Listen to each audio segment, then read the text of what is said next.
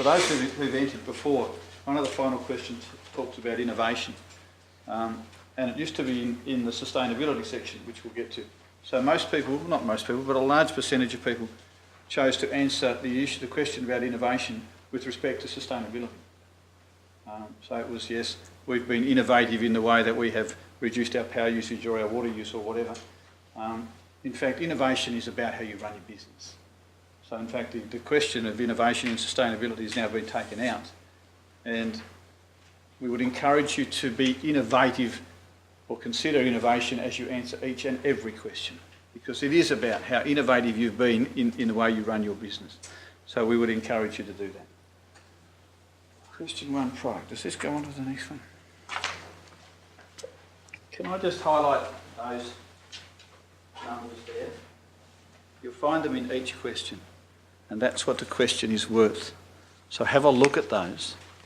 If you get to a question that's worth 10, give it the time and effort that a question that's worth 10 justifies, recognising that some are worth 6. But don't think because one's worth 10 and one's worth 6, I'll only give the one that's worth 6 less time, because in reality you'll get 1 for that and you might get 9 for the other and you bug it. And really it often comes back to that one question. Quite often it'll come back, and in the SATE Awards we will give highly commended, but it has to be within 2 or 3 points of the winner. That's only one question. That's getting one question wrong. So we would encourage you to be really careful when you look at your questions. Can't waffle, can I? No. Cass told me I can't waffle. Question 1. I've got to be careful here, I could waffle for a week. I find question 1, and maybe it's why it's used question 1, is to me as a judge one of the most significant questions, because it creates the scene for the entire judging of that submission. It doesn't matter, we are not robots. The people who are judging your submission are not robots that simply push a button and read it and bang off to the next one. They want to engage, they want to connect, they want to feel the business, not just read about the business. So it's really important that first question engages.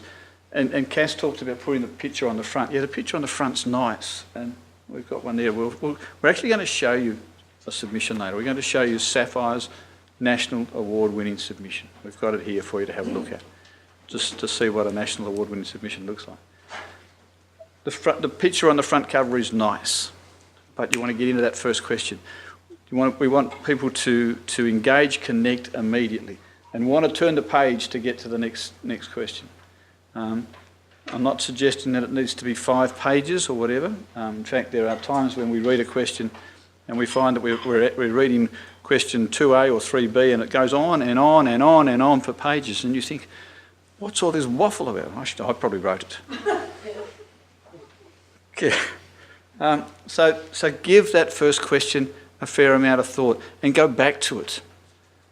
Go back to it and make sure that it engages and it connects with people. Give it to other people to read so that they're actually saying, oh, I'm really excited now. I didn't realise that about your business. It's connecting with me. I'm getting the whole history of the business. I'm starting to know what it's all about, and I understand how you now fit in that criteria.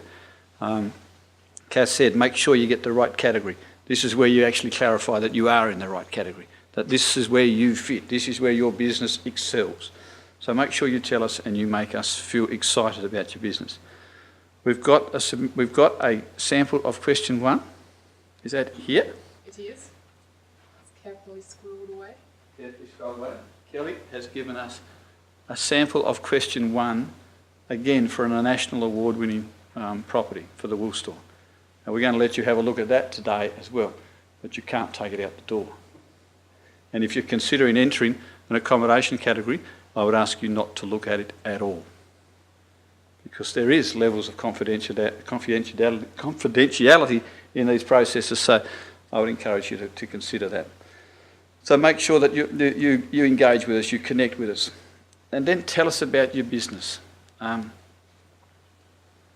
Tell us exactly about your business. Make sure that you list and highlight the things that make your business special. But don't assume that just because you've got some standard, normal stuff, that you don't have to mention it. Because if you don't, we might assume you haven't got it. So make sure you tell us and explain to us what your business is all about. Don't leave anything to the judge's assumptions. Go make the wrong one. And we all do it. We all make assumptions about something, and then we look back later and say, oh, God, I got that wrong. So make sure you tell us what's going on. If it's accommodation, we want to know about the range of accommodation. If it's a tour operator, we want to know about the ranges of tours and the differences within the price brackets, etc. We want to know, we actually really want to engage in this question about your business. We want to be at the end of this process we could almost be an ambassador for your business because we know it all. We've got it all. We've engaged and connected with everything. Don't necessarily need to go into huge detail though about the generalities. If there are things that we expect you to have, just make sure you tell us you've got them, but don't go into great detail and finesse about it, and don't waffle. Yes. Let me. One of the, some of the feedback I got from the national judge on this one was that I should be moving more about,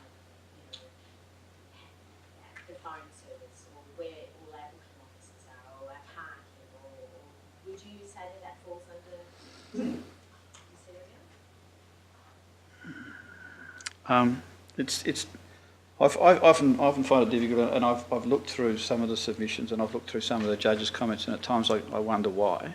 I think it's I think judges can sometimes expect far too much, but I think if in a business such as yours you've got convenient booking facilities, you've got outstanding local close parking for your customers so they don't have to go far. Those sorts of things are part of the service, but they don't necessarily need to be a separate heading. We've got car parking and we've got 37 car parks here and that sort of stuff. Again, it's part of what you offer your business, offer your customers. So I would, I wouldn't go into huge amounts of detail. But again, if I'm turning up at your business and I want to book it, I want to be able to book it from wherever I am. I want to make sure that if I get there, I'm not going to freeze to death by the time I get to the service. I want to be able to have safe, reliable access. So all of those sorts of things are important. And they're all part of the services and facilities you provide.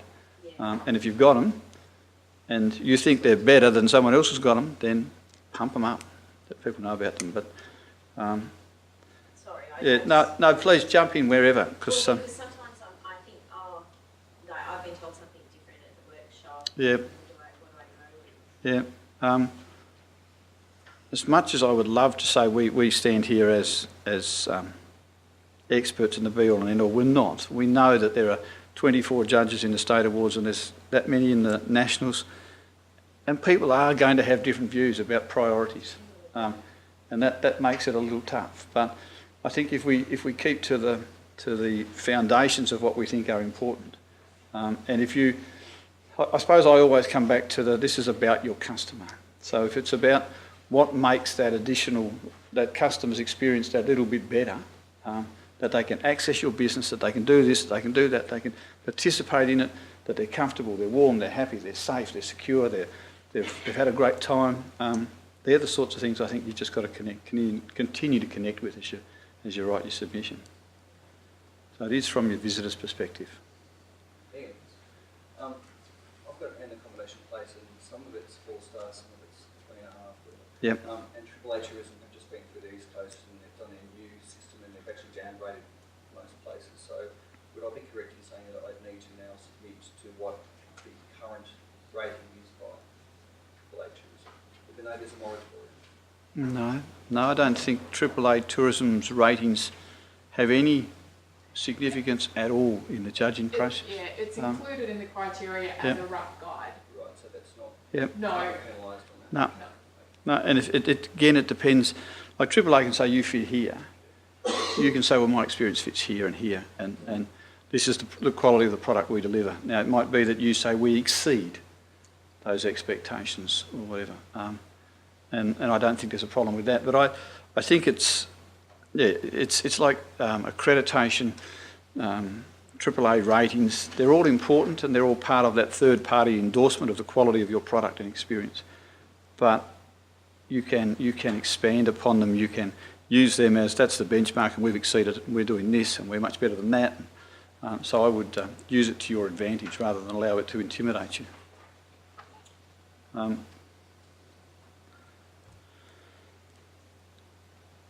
Yeah, in fact I read a submission only a couple of weeks ago for one of the major operators in another state, and they got questions B and C in this so completely and utterly confused.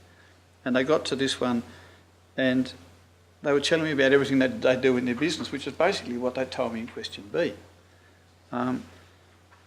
What we need to see here are those little things that make the difference, those things that make you special, things that set you apart. And again, it's all about your visitor. So it's what are those things that your product or experience provides that makes the difference? That visitors will go home and say, yes, the beds were warm and the electric blankets worked and the room was dark when I closed the curtains, but there was something else. And it's not just the chocolates on the pillow or whatever, but it was something that set that entire experience apart. That I was taken to the room and someone spent 5 minutes explaining how to turn the microwave on and everything else, so I knew exactly what I was doing. What was those things that really set you apart? I talked to a good friend of mine who had a caravan park in Mount Gambier, and they did the same as everybody else. They ran a caravan park. They booked you in and they took you down and they helped you back your caravan into your site and all that's very wonderful. And then within an hour, every time they booked someone in, they would wander down with a cup of coffee or whatever, say, hi, is everything fine? Are you okay? Do you want some information about the region? Because their whole philosophy was about extending that person's stay by one extra night. So if they were booked in for 7 nights, they wanted to extend it to 8. If they were booked in for 1 night, they wanted to extend it to 2. So they would go down and spend some time and build a relationship with these people and give them the information they need. And that's what set them apart from other caravan parks in the town, because they had that personal touch. It wasn't just, yeah, back your van in there, there's the power, there's the water, see you later. Find those things that set you apart. Find those things that make a difference. And they're the things that you can be incredibly proud about. They're the things that you can pump up and say, look, we do these things exceptionally well. And our feedback is that our visitors appreciate it. That's what makes our visit or our experience or our trip. So be really positive. Question 1, I think, is the whole of question 1, A, B and C, is all about that amazing positiveness about your own business, that pride in your own business, those things that you want to promote and tell people about your product, your experience, your business. I want to finish question 1 and go, wow, that's pretty exciting. And I've judged a few places that are very much on my bucket list. And predominantly most of them are on my bucket list because of what they told me in question 1. The rest comes down to business plans and marketing and sustainability and those sorts of things and staff training.